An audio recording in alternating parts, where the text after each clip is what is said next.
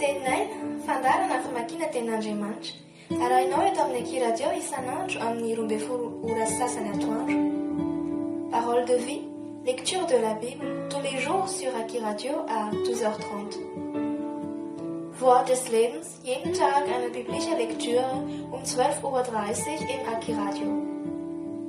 Iarahanao amin'ny rahavavy aina. Teninay, teny mahavelona.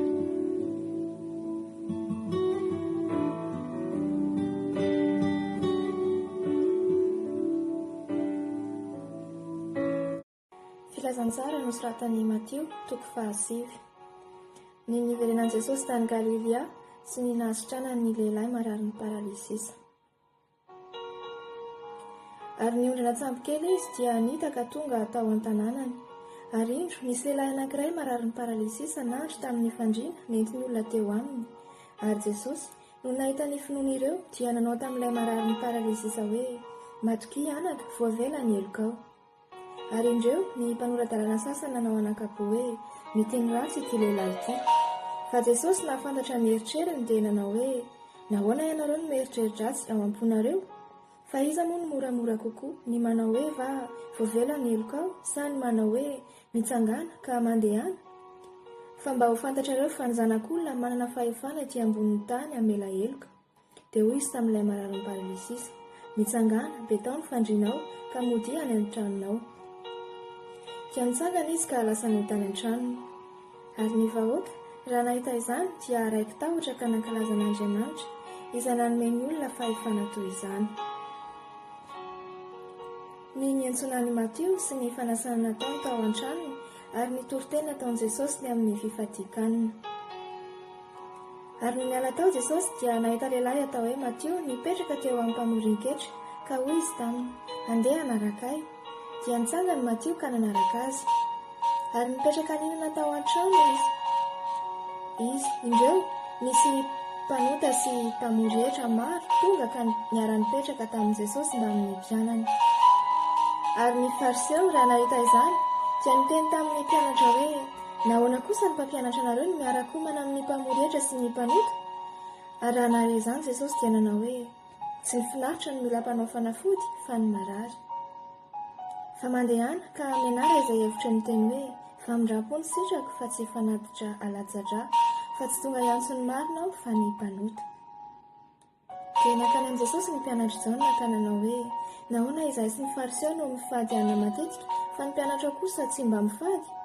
Ary hoy Jesosy taminy: "Moa mahay misaona va ny havan'ny mpampakatra raha mbola ao aminy ny mpampakatra? Fa ho avy ny andro izay hanesorana ny mpampakatra hiala aminy, dia amin'izay vao hifady izy." Ary tsy misy olona manampina lamba tota amin'ny tapa-damba tsy mbola voalona, fa ny vaovao izay natampina dia androvotra ny lamba ka hitatra ny tretra. Ary tsy misy manisy divay vaovao ao anaty siny hoditra tonta, raha izany dia ho tretra ny siny hoditra ka ho raraka ny divay, sady ho simba ny siny hoditra, fa ny siny hoditra vaovao no asian'ny olona divay vaovao dia miara-maharitra izy roa. Ny nahasitra an'i Jesosy ilay vehivavy narary 12 taona sy ny nananganany ny zanaka vavin'i Jairo tamin'ny maty. Raha mbola nilaza izany taminy izy, indro tonga ny mpanapaka anankiray dia niankohoka teo anatrehany ka nanao hoe: "Maty ankehitriny izao ny zanako vavy, fa andeha re mametrany tananao aminy dia ho velona izy." Dia nitsangana nanaraka azy Jesosy mba amin'ny mpianany. Ary indro nisy vehivavy anankiray izay efa narary 12 taona nankeo ivony ka nanendry ny somotra viavin-dambany. Fa hoy izy anakapony: "Na dia ny lambany ihany aza no voatendriko dia ho sitranao." Ary Jesosy niodina ka nahita azy dia nanao hoe: "Matokia zanako vavy, ny finoanao no efa nahasitrana anao." Dia sitrana ilay vehivavy tamin'izay ora izay.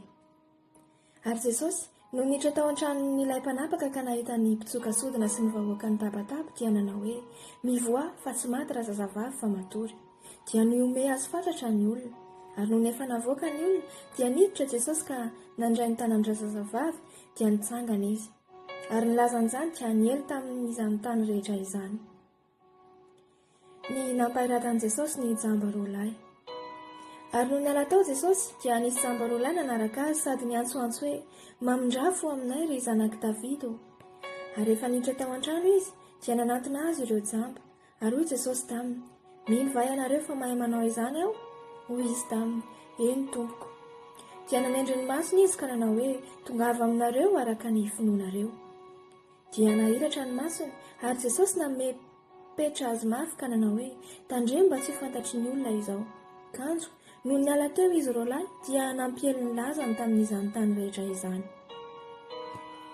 Ny nampitenenan Jesosy ny lehilahy mona anankiray izay demoniaka. Ary rehefa nivoaka ireo dia indro nisy lehilahy mona anankiray izay demoniaka nentiny olona tany amin'i Jesosy. Ary rehefa navoaka ny demonia dia niteny ilay mona ary gaga ny vahoaka ka nanao hoe, tsy mbola nisy niseho toy izao tamin'ny Israely. Fa ny fariseho kosa nanao hoe, ny lohan'ny demonia no amoahan'ny demonia. Ny nandehanan Jesosy nampianatra tany Galilea sy ny niantson'ny apôstôly 12 ary ny teny nomeny azy. Ary Jesosy nandeha nitety ny tanàna rehetra sy ny vohitra, nampianatra tao amin'ny sinagoga sy nitory ny filazantsara ny fanjakana ary nahasitrana ny aretina rehetra mba amin'ny rofo rehetra. Ary noho nahita ny vahoaka Jesosy dia nahonena azy ny fijerin'ireo satria nampahantrany ireo ka nafoy toy ny ondry tsy misy mpiandry. Dia hoy izy tamin'ny mpianany, be ny vokatra fa ny mpijinja ny vitsy. Ko amin'izany mangatara ny tompony vokatra mba hampandehanany mpiasa hamory ny vokatra. Alleluia.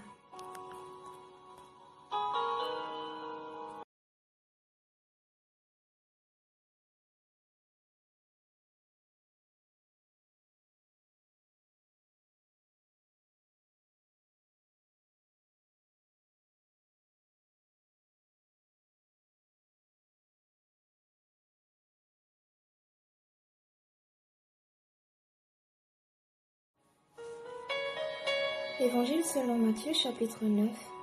Guérison d'un paralytique au nom de Jésus. Jésus, étant monté dans une barque, traversa la mer et alla dans sa ville. Et voici, on lui amena un paralytique couché sur un lit. Jésus, voyant leur foi, dit au paralytique, « Prends courage, mon enfant, tes péchés te sont pardonnés. » Sur quoi, quelques scribes dirent au-dedans d'eux, « Cet homme blasphème. » Et Jésus, connaissant leurs pensées, dit, « Pourquoi avez-vous de mauvaises pensées dans vos cœurs? Car lequel est le plus aisé de dire, tes péchés sont pardonnés, ou de dire, lève-toi et marche? Or, afin que vous sachiez que le Fils de l'homme a sur la terre le pouvoir de pardonner les péchés. Lève-toi, dit-il au paralytique, prends ton lit et va dans ta maison. Et il se leva et s'en alla dans sa maison. Quand la foule vit cela, elle fut saisie de crainte et elle glorifia Dieu qui a donné aux hommes un tel pouvoir. Vocation de Matthieu. De là étant allé plus loin, Jésus vit un homme assis au lieu des péages et qui s'appelait Matthieu. Il lui dit, « Suis-moi ». Cet homme se leva et le suivit. Comme Jésus était à table dans la maison, voici, beaucoup de publicains et de gens de mauvaise vie vinrent se mettre à table avec lui et avec ses disciples. Les pharisiens virent cela et ils dirent à ses disciples, « Pourquoi votre maître mange-t-il avec les publicains et les gens de mauvaise vie ?» Ce que Jésus ayant entendu, il dit, « Ce ne sont pas ceux qui se portent bien qui ont besoin de médecins, mais les malades. Allez et apprenez ce qui signifie, je prends plaisir à la miséricorde et non au sacrifice. Car je ne suis pas venu appeler des justes, mais des pécheurs. » Question des disciples de Jean-Baptiste sur le jeûne. Alors, les disciples de Jean vinrent auprès de Jésus et dirent, « Pourquoi nous et les pharisiens jeûnons-nous, tandis que tes disciples ne jeûnent point ?» Jésus leur dit, « Les amis de l'époux peuvent-ils s'affliger pendant que l'époux est avec eux? Les jours viendront où l'époux leur sera enlevé, et alors ils jeûneront. Personne ne met une pièce dans de drap neuf à un vieil habit, car elle emporterait une partie de l'habit, et la déchirure serait pire. On ne met pas non plus du vin nouveau dans de vieilles outres, autrement les outres se rompent, le vin se répand, et les outres sont perdues, mais on met le vin nouveau dans des outres neuves, et le vin et les outres se conservent. » Résurrection de la fille de Jaïrus et guérison d'une femme malade depuis 12 ans. Tandis qu'il leur adressait ces paroles, voici, un chef arriva, se prosterna devant lui et dit, « Ma fille est morte et il y a un instant, Ma fille est morte il y a un instant, mais viens, impose-lui les mains et elle vivra. » Jésus se leva et le suivit avec ses disciples. Et voici, une femme atteinte d'une perte de sang depuis 12 ans s'approcha par derrière et toucha le bord de son vêtement. Car elle disait en elle-même, « Si je puis seulement toucher son vêtement, je serai guérie. » Jésus se retourna et dit, en la voyant, « Prends courage, ma fille, ta foi t'a guérie. » Et cette femme fut guérie à l'heure même.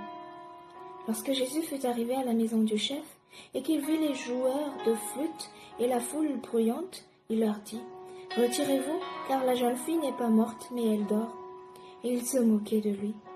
Quand la foule eut été renvoyée, il entra, prit la main de la jeune fille, et la jeune fille se leva. Le bruit s'en répandit dans toute la contrée. Diverses guérisons. Étant parti de là, Jésus fut suivi par 2 aveugles qui criaient « Aie pitié de nous, fils de David !» Lorsqu'il fut arrivé à la maison, les aveugles s'approchèrent de lui, et Jésus leur dit « Croyez-vous que je puisse faire cela ?»« Oui, Seigneur, lui répondirent-ils. Alors il leur toucha les yeux en disant « Qu'il vous soit fait selon votre foi. » Et leurs yeux s'ouvrirent. Jésus leur fit cette recommandation sévère « Prenez garde que personne ne le sache. » Mais dès qu'ils furent sortis, ils répandirent sa renommée dans tout le pays. Comme ils s'en allaient, voici, on amena à Jésus un démoniaque muet. Le démon ayant été chassé, le muet parla. Et la foule étonnée disait, jamais pareille chose ne s'est vue en Israël. Mais les pharisiens dirent, c'est par le prince des démons qu'il chasse les démons. Mission des 12 apôtres. Jésus parcourait toutes les villes et les villages, enseignant dans les synagogues, prêchant la bonne nouvelle du royaume et guérissant toute maladie et toute infirmité. Voyant la foule, il fut ému de passion pour elles, parce qu'elles étaient languissantes et abattues, comme des brebis qui n'ont point de berger. Alors il dit à ses disciples, « La moisson est grande, mais il y a peu d'ouvriers. Priez donc le maître de la moisson d'envoyer des ouvriers dans sa moisson. » Alléluia.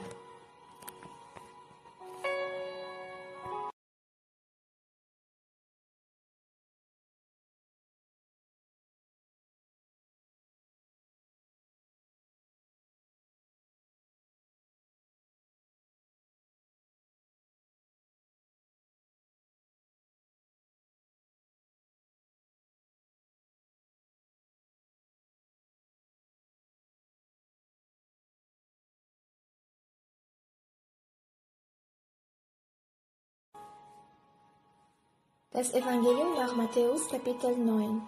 Im Namen Jesus. Da trat er in das Schiff und fuhr wieder herüber und kam in seine Stadt. Und siehe, da brachten sie zu ihm einen Gerichtberüchtigten, der lag auf einem Bett. Da nun Jesus ihren Glauben sah, sprach er zu dem Gerichtberüchtigten, sei getrost, mein Sohn, deine Sünden sind dir vergeben.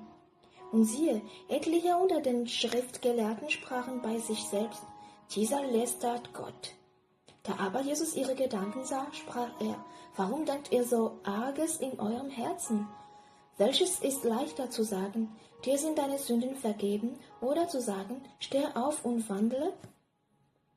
Auf dass ihr aber wisset, dass des Menschensohn Macht habe, auf Erden die Sünden zu vergeben, sprach er zu dem Gerichtberüchtigten, steh auf, hebe dein Bett auf und gehe heim. Und er stand auf und ging heim. Da das Volk das sah, verwunderte es sich und pries Gott, der solche Macht den Menschen gegeben hat. Und da Jesus von dannen ging, sah er einen Menschen am Zoll sitzen, der hieß Matthäus, und er sprach zu ihm, folge mir, und er stand auf und folgte ihm. Und es begab sich, da er zu Tische saß im Hause, siehe, da kamen viele Zöllner und Sünder und saßen zu Tisch mit Jesus und seinen Jüngern. Da das die Pharisäer sahen, sprachen sie zu seinen Jüngern, warum isset euer Meister mit den Zöllnern und Sündern? Da das Jesus hörte, sprach er zu ihnen, die Starken bedürfen des Arztes nicht, sondern die Kranken. Geht aber hin und lernet, was das sei. Ich habe voll Gefallen an Barmherzigkeit und nicht am Opfer. Ich bin gekommen, die Sünder zur Buße zu rufen und nicht die Gerechten. Indes kamen die Jünger des Johannes zu ihm und sprachen: Warum fasten wir und die Pharisäer so viel und deine Jünger fasten nicht? Jesus sprach zu ihnen: Wie können die Hochzeitleute Leid tragen, solange der Bräutigam bei ihnen ist? Es wird aber die Zeit kommen, dass der Bräutigam von ihnen genommen wird, alsdann werden sie fasten. Niemand flickt ein altes Kleid mit einem Lappen von neuem Tuch, denn der Lappen reißt dort wieder vom Kleid und der Riss wird ärger. Man fasst auch nicht Most in alte Schläuche, sonst zerreißen die Schläuche und der Most wird verschüttet und der Schläuche kommen sondern man fasst Most in neue Schläuche, so werden sie beide miteinander herhalten. Da er solches mit ihnen redete, siehe, da kam der Obersten einer und fiel vor ihm nieder und sprach: Herr, meine Tochter ist jetzt gestorben, aber komm und lege deine Hand auf sie, so wird sie lebendig.